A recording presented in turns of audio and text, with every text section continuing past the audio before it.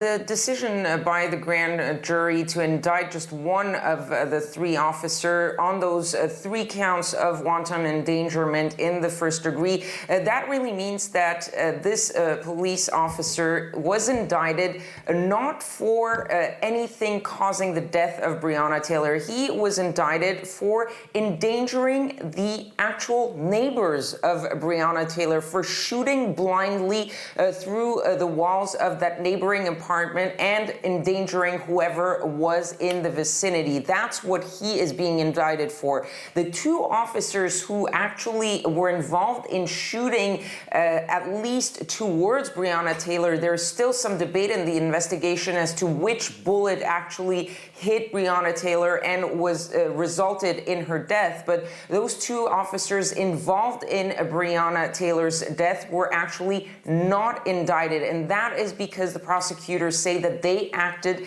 in self-defense, that their use of lethal power was justified.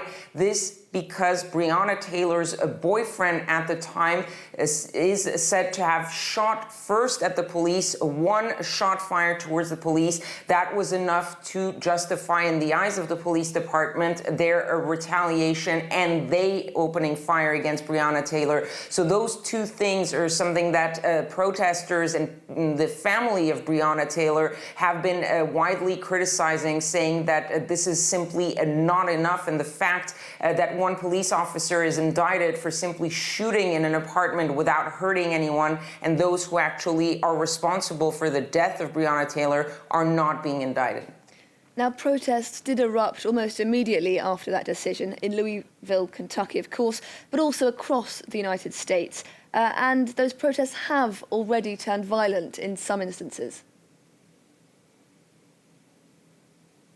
Yes, we've seen in Louisville, of course, that's where the protest started, really as the announcement was being made. They continued pretty peacefully throughout the day, and then there was that curfew which started at 9 p.m. local time, and a little bit after that curfew was when those two police officers of the Louisville Police Department were shot. The interim police chief had a press conference earlier saying that those two officers were in no did not have any life-threatening injuries. One of them was stable and alert. The other one was stable but being treated, being in surgery for his injuries. So those two police officers shot amid those protests. We still don't know anything about what happened, except that there is a suspect in custody. And as you said, those protests really flared up as the night fell